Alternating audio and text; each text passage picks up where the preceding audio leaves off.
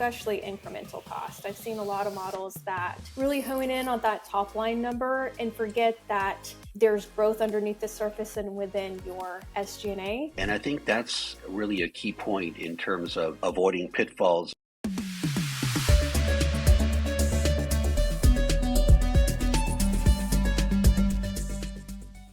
Well, hello, everybody. Welcome back to another episode of The Reporting Norms. You might notice my background is a little different. I'm actually joining Sarah, my guest Sarah, today from Southern California, not in Nashville. But today my guest is Sarah Schlott, great finance FP&A expert. We're going to get into all of the things that she's done and all of the experience that she's had. And before I do that, I'd like to give you an introduction to Sarah. My guest today, as I said, is Sarah Schlott. She's a strategic finance leader known for her integrity, collaborative approach, and commitment to transparency and continuous improvement with over 18 years of extensive experience in financial strategy, budgeting, forecasting, and corporate finance. Currently serving as Senior Director of Finance at Trey, she spearheads key financial functions and strategic initiatives, resulting in substantial cost efficiencies and enhanced profitability through improved financial reporting and strategic resource allocation. Throughout her distinguished career, including successfully leading the multi-currency NetSuite implementation at Stax Payments, Sarah has had impactful financial transformations across diverse sectors, including telematics, fleet management, payments, and connected vehicles. Notably, at Michelin Connected Fleet, she established critical departments, significantly enhancing organizational efficiency and earning prestigious accolades such as the M&A Tombstone and Sales Partnership Award. Her leadership at FleetCor resulted in streamlined financial operations, directly facilitating the successful completion of key strategic acquisitions by optimizing financial processes and analytics. And during her tenure at NextTrack, Sarah effectively managed rapid company growth, doubling revenue, headcount, and subscriptions through precise financial planning, budgeting, and robust compensation frameworks, which we'll talk about more in a moment. Her ability to introduce scalable financial systems greatly contributed to the company's successful sale and integration activities. She's also the principal owner of the Schlott Company. Sarah continues to provide tailored financial consulting services, driving strategic decision-making and ensuring operational compliance for her clients. Sarah's meticulous attention to detail and collaborative leadership consistently deliver measurable improvements in profitability, operational efficiency, and financial governance. Highly respected by colleagues for her insightful strategies and effective leadership, Sarah remains committed to excelling in dynamic and challenging financial environments. Welcome to the show. Thank you so much, Norm, for having me. And what an intro. It's been a journey. I appreciate you kind of reading that all back to me. It's quite the trip. It is. And just to kind of kick things off, I just want to make sure our viewers know that your website is theschlotco.com. Yes. Is that correct? That is correct. And we'll repeat that at the end of the episode as well. But we've got a lot to cover. You have so much experience in FP&A planning, and you're also an expert in systems. I think you probably are a whiz at Excel as well.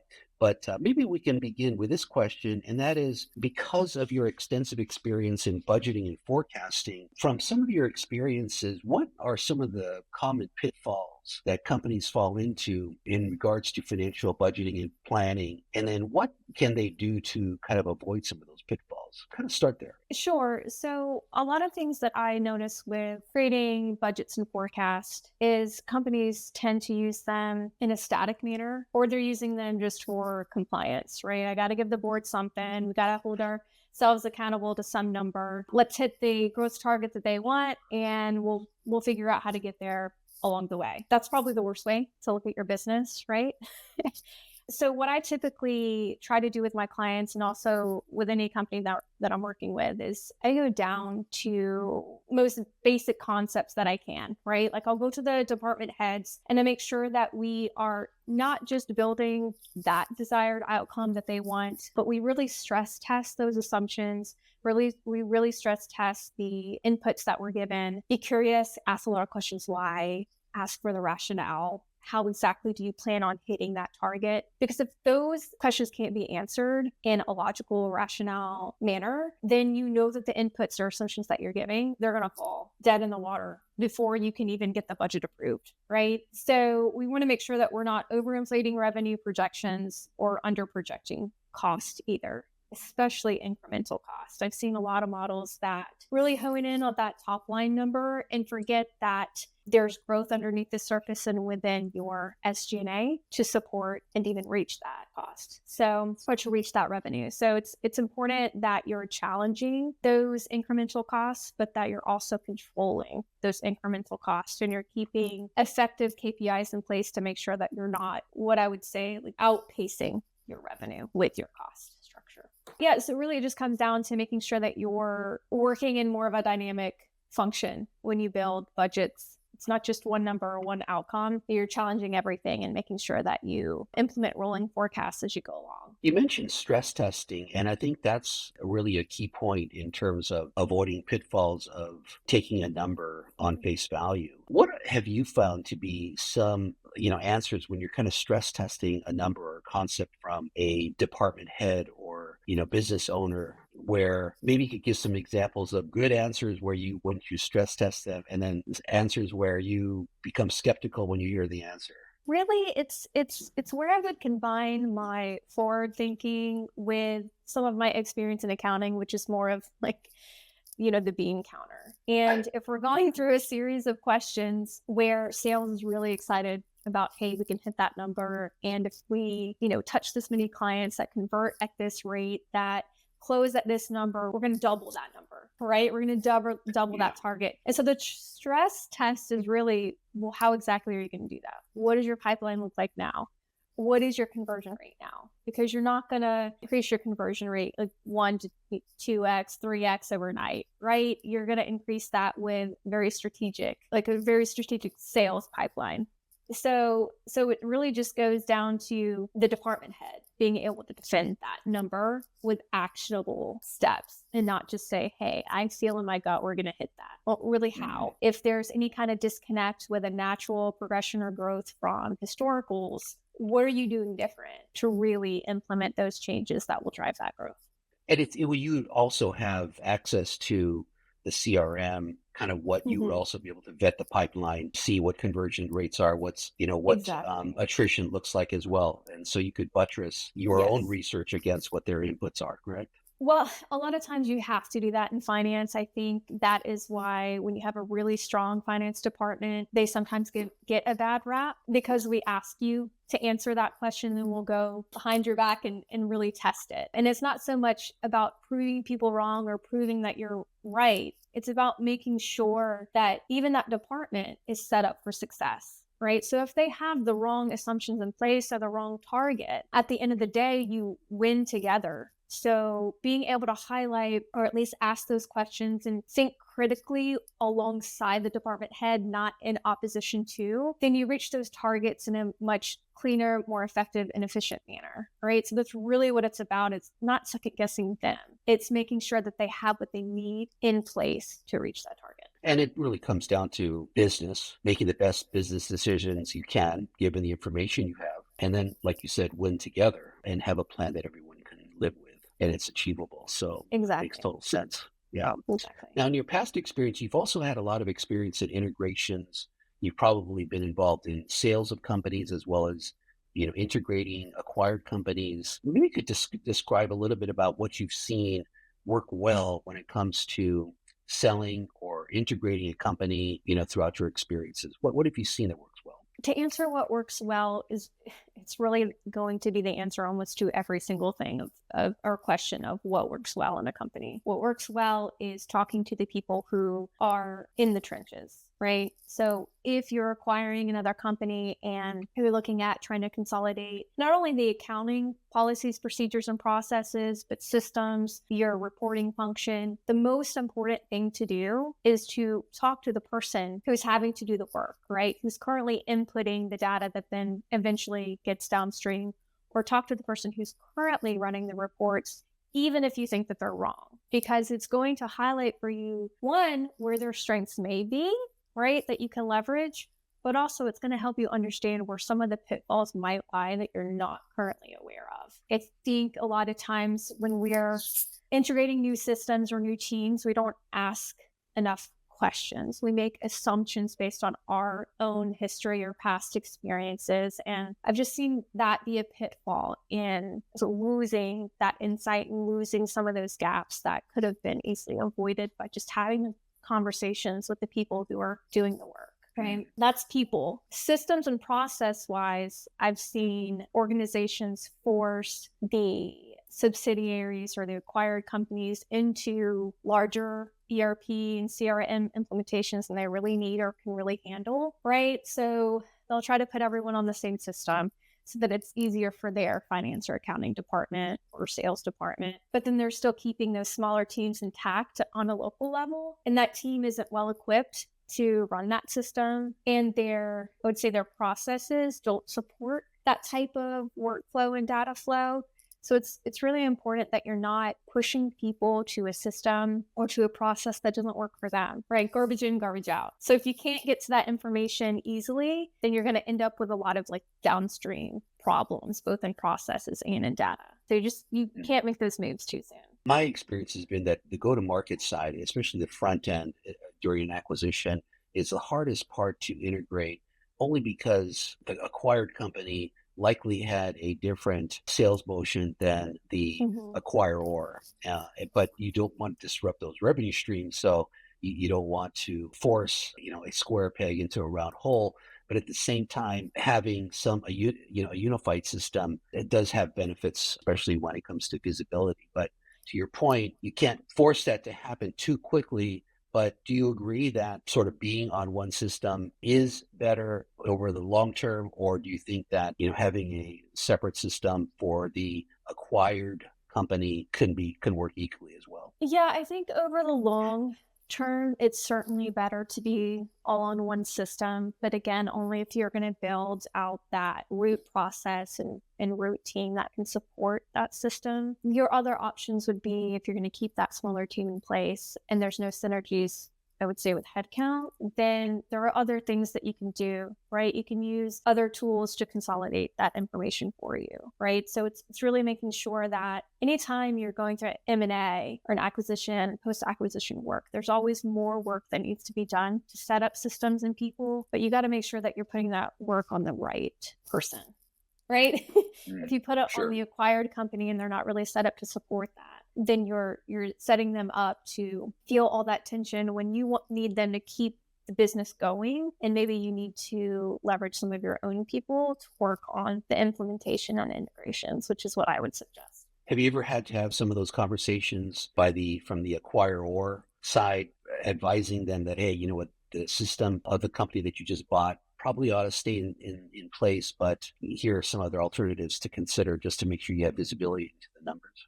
Yeah, I did in one of my recent roles. The companies that we were acquiring were additional revenue streams. They were adjacent to our bread and butter, but not exactly, they didn't mirror the workflows or even the pricing strategies, right? So end to end, they were only slightly similar. And management wanted everything integrated as soon as possible. What we had to do was to just say, no, we need to, as much as we all don't want additional manual spreadsheets and workflows, we need to do this for the time being, because it's a new revenue stream. We don't understand it fully, and we just don't have the people to support it. So that work needed to fall on myself to create a workaround rather than push that to one of the local entities and have them essentially scramble to get corporate what was needed. And meanwhile, their day-to-day functions just kind of fell to the ground. Can't do that, especially with new revenue streams. Yeah, makes sense. Now, speaking about systems and integration, it sounds like in your past experience, you've had some roles where you've had to implement a new ERP system, let's say NetSuite or what have you. Yeah, talk a little bit about some of the experiences there. What went well? What didn't go well? What can you tell the audience? What are some best practices that work well for you?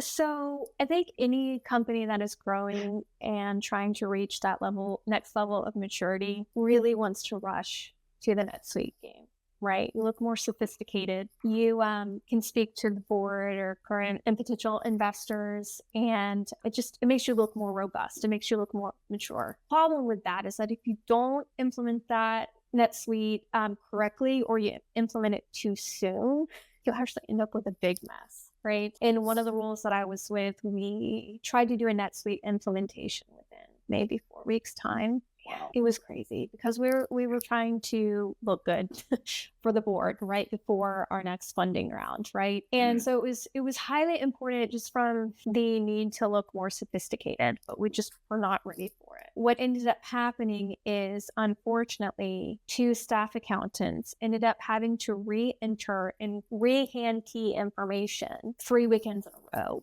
working through the week because we couldn't roll back fast enough. And so they were literally hand deleting and hand re-entering all of the data that we needed to have pushed over. And in that scenario, that's just going to create not only burnout, but just tons of room for error, right? And that's exactly what we saw is we ended up being able to say, yes, we met this deadline.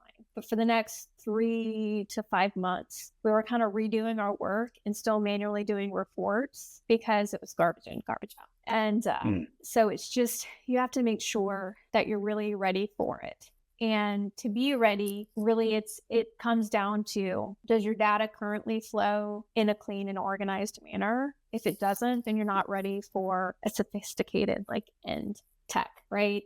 You need to make sure that your data is clean, that the data flows make sense, that the handoffs happen and they function properly. You need to make sure that you have a clean chart of accounts. All of these things that seem simple and seem like they're common knowledge, people don't think about when they're really trying to push the NetSuite integration.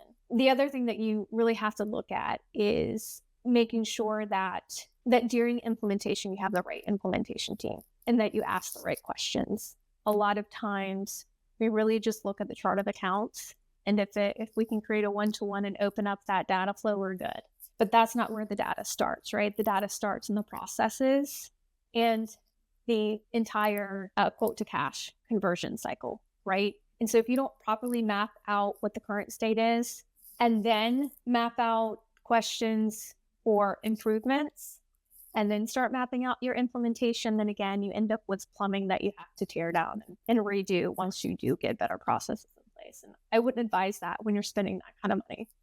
So in your experience with implementations, have you been involved in sort of documenting the sort of, I'll call it the is map in terms of the current process to ensure that the new system can accommodate that, or have had to advise management that that is necessary in order to have a successful implementation? Right. So there's a saying that you never want your process to dictate your tech. And sometimes people say you don't want your tech to dictate your process, but really they go hand in hand, right? So it's important to map out the processes, but don't just go from mapping the processes straight to, can the tech handle it? Go to, is this the right process for our current business? Because a lot of times you're building that process in the beginning, making small tweaks along the way. And the people that are doing that work, they know where all the big gaps are, right? So if you're not going through that process mapping step, and then you're not stress testing that process, then again, you build a system that looks equivalent to how you used to run, but it still might not be how you should be running your process. Does that make sense? Like you've got to clean up your process as well as your data before you try to implement. There's generally some balance between modifying the existing process to match the tech, or to the extent that you need to keep any kind of customizations to an absolute minimum. Yep. Yeah. Yeah, makes sense. Now, talking about systems and accounting, you talked about accountants being bean counters, and this is called the reporting norms. And we do financial reporting, but we also talk about financial planning and really anything related to finance and accounting. Tell me about, how does accounting and FP&A work? How should they work in your mind? And where have you seen FP&A accounting work well together? It's a great question. I get that asked a lot. And in, I think, smaller companies, the accounting and finance line seems to be a little bit more blurred than in larger companies. And I even had past management team ask, well, I have a controller. Do I need you? I have you. Do I need a controller? And the answer is absolutely yes. right? But in my mind, a perfect world between accounting and finance, they should work hand in hand. I consider them the left and the right hand. They should each know what each other is doing. They should be in sync. I look at it, I've kind of said this before, that if you can build them to work together from the beginning, they both function at a more effective level, right? It's like a cat and a dog. If you raise them from kittens and puppies, they get along better than if you have an aged cat with a new puppy, and vice versa. When you're building teams, or you're trying to take your accounting and finance to the next level, you really need to take them at the same time. And to be honest with you, within the organizations where I have worked, that has tended to be the default. The CFOs kind of knew that from the beginning. And a lot of times my controller and my accounting counterpart, we were work best friends because we had to work together so frequently. I was, integral to the close process because I then take those numbers and I forecast based off of them. At the same time, there's a lot that FP&A can do for the accounting team. We see a lot of, or we should, if we have good modeling and forecasting, we see a lot of things that could become a problem for accounting down the road, especially with like asset planning and impairment, right? We should be able to tell through good modeling that, hey, we have some product lines or revenue lines or assets that aren't performing to the expectations that we set out in the model, but accounting hasn't seen that yet because they're based on historical facts, right? And if FP&A is not only taking the information that accounting is giving them to build the model, but then they're taking the forecast insights back to the controller, they can flag areas of concern like that, like, hey, we've got this product line that's not working well, or this asset that we think needs to be reviewed prior to audit. Well, that helps the controller kind of catch these things that normally would be flagged in audit as a risk, but FP&A helped them flag earlier. Yeah, it's a great example. And, asset impairments, especially for companies that are acquisitive, tend to have a very large balance of intangibles on their balance sheet. So that needs to be reviewed regularly. And it happens to be an area where the PCOB focuses on in terms of, how that impairment is calculated or that asset is supported based upon discounted cash flow models, et cetera, right? So I can see where FP&A and accounting need to work very much hand in hand there. Yeah, and even for your smaller companies that aren't asset heavy, you kind of hit it right there. It's when your forecast has, when your drivers within the forecast have a huge impact on your cash flow. And you're a smaller company or you're a mid-sized company with cash constraints, you don't want the controller to find out a week before payroll is due, right? That you're not going to be able to make payroll, or that you need to slow vendor payments. Those are things that FP&A can help with because you've kind of got that runway built in to the model. Almost so much so that the controller should be at least a read and view, they should frequent the model and be able to review the model as they see fit. That's a great point where I think when you talk about cash flow, sometimes the ownership of forecasting cash and determining what FCF might be tends to work pretty well when it's a joint effort between FP&A and accounting. Yeah, exactly. Yeah, especially for forecasting and making sure that you have a good handle on your run rate. Now, one of the things that interested me in your background is that you had quite a bit of experience in compensation planning, or figuring out how to ensure that compensation incentives are aligned with the company's objectives. This is a very challenging area because, especially on the go-to-market team, you want, they're definitely motivated by incentives, and so having them row in the right direction, is key. But also other employees in the company, you want to make sure they're rowing in the same direction as well. Maybe you could talk a bit about what your experience has been about setting up comp incentives in a way such that they're in alignment with company objectives. Yeah, so honestly, this one should be straightforward and simple, but at the end of the day, I think it's one of the last things that are thought about when planning for the upcoming year. We tend to be very external facing, which is great. I mean, we're running a business. We need to make sure that we're fitting our customers' demands. But what we sometimes forget is that we have an internal customer too, right? And we are all humans.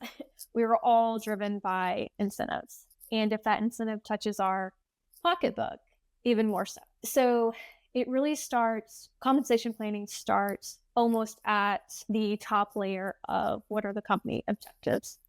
And are the company objectives realistic? So it's that like stress testing what is really possible, right? And then if you have a realistic targets and realistic goals, I'm not saying that they can't be high growth, fast paced, but they do need to be realistic, and your team needs to be able to support that growth.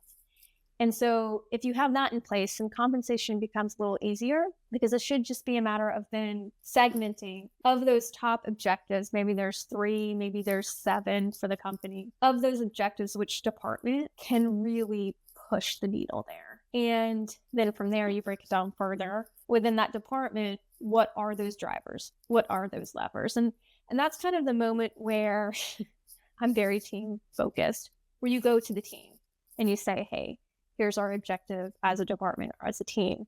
Can we really impact this? And you stress test that a little bit more. A lot of times, if you bring in the team, most people want to help you reach your goal and objective, especially if they're asked, right? Because now they have some insight and they have a sense of ownership. And that's really the important part, is establishing ownership early. And you don't establish ownership by forcing, right? You establish ownership by opening up the conversation. And within that conversation of, hey, how can we impact this? It will materialize very quickly what those drivers and levers are. And then you have a common shared goal. So when you put those drivers and objectives and the levers into the comp plan or into your bonus objectives, it makes more sense because they were part of the planning already. And it goes back to that concept of, we win as a team, because no one does. You can get people to work out of fear, or you can get people to work because you ask them to, but really it's that sense of shared vision. That's what will motivate them in the end, right? To do things or to drive those levers when things get hard. And it always gets hard, right? Yeah, yeah. And you talked about teams. Tell me about some of the teams that you would work with to collaborate on coming up with a shared vision in terms of setting up the corporate comp plan, for the next year. What's the process look like around that? Yeah. So, I mean, there's of course sales and marketing, right? Those main levers are going to be your conversion, your touch points. Maybe it's, if you're in a hunter, closer model, then the hunters maybe get, some kickback if it closes, but really their driver is how many conversations and what's their touch point. And then if it converts, you have like a higher compensation that you get out of that because you did win as a team between your hunter and closer. But you really have to get very specific and granular in many cases, right? So that's why it really, you have to ensure that you're talking and understanding the processes behind those drivers, and then when it comes to things like ops, right? Maybe you're tying that to efficiency and execution, or NPS scores, or with finance, maybe instead of, hey, did we hit the revenue target, which is common. Finance can help drive revenue, but it's not a direct lever, right? There's not a direct path to that. So maybe it's accuracy forecast or burn targets or things of that nature, right? With leadership, maybe cash flow is probably more important than EBITDA, because EBITDA can be manipulated, right? But it really depends on the growth phase, and it really depends on, down to the most simple, mid, and high level, what are those drivers? And you really have to uncover it for your specific phase and for your specific teams. It has a very customized approach, right?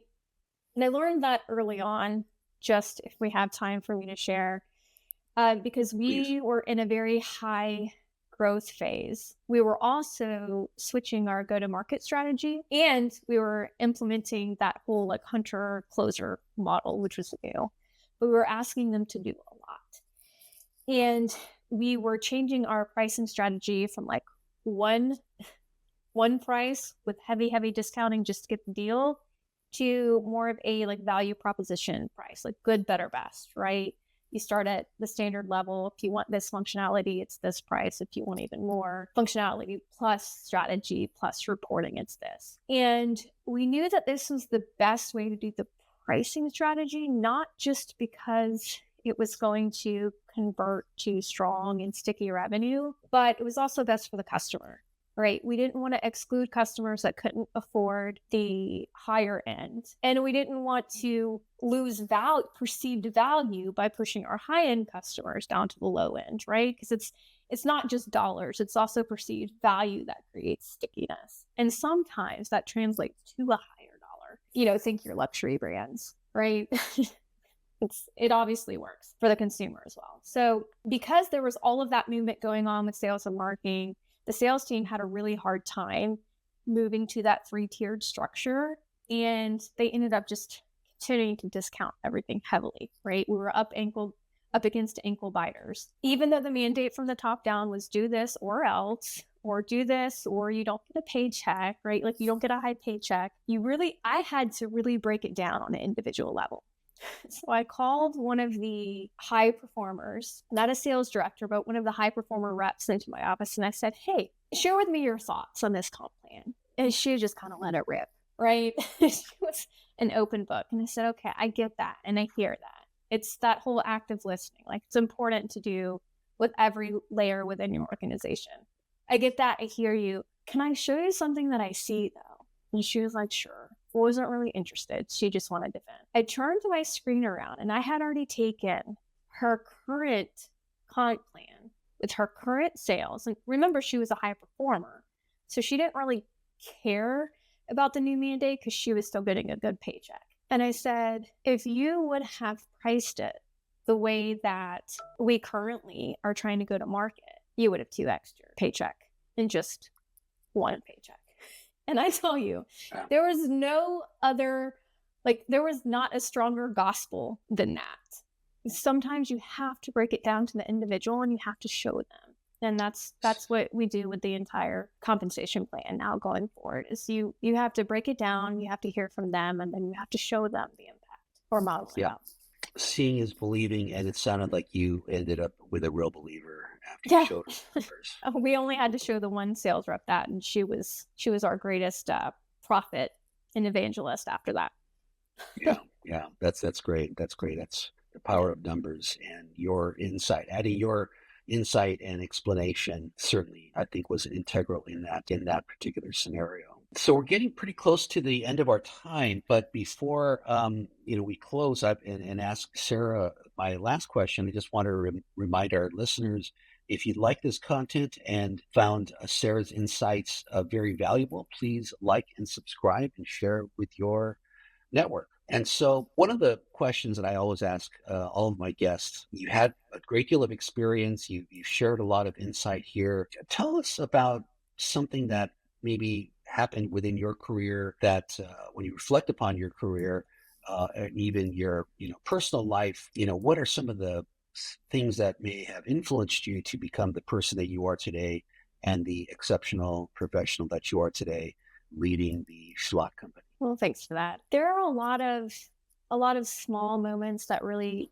made high impact, and that's kind of the 80-20 rule, right? Mostly being high curiosity and creative, a little bit of rebelliousness, reverse engineering. Let me look at how I would approach it. Because when you try to understand something all the way down to like the unit measure, then you tend to understand it in a way where you can then provide some creativity and innovation. So things like taking a process, breaking it down, trying to make it better, right? Or building a dynamic sales order template for me without knowing Excel within my first 6 months of working on my first job. And that is what really kind of had my CFO tap me on the shoulder saying, let me show you some more. But really, when I boil it down to what is that core concept, I'm going to share a story with you, a parable, kind of a true life parable on what that core concept is. And I'm going to go all the way back to my very first job. It's the same job for many women, babysitting. And I was 13 and I was being asked to babysit, maybe I was 14, being asked to babysit for a family that my sister, who's 7 years older, had been babysitting for years. So I really didn't want to mess this up, right? And I asked I said, "Hey, Melissa, what do I do? How do like what do I do?" And I tend to ask myself that a lot, even today in my job. What do I do? And anytime that I'm at that stage, I think of the story. My sister said to me, "Leave the place better than it was when you got there." So you're there to babysit, have a great time with the kids, feed them, the normal things, have fun with them, teach them something if you can, be creative, but really leave the place better than it was when you got there. Maybe if there's dishes in the dishwasher, unload them, put them away. If the playroom is messy after the kids go to bed, maybe pick it up.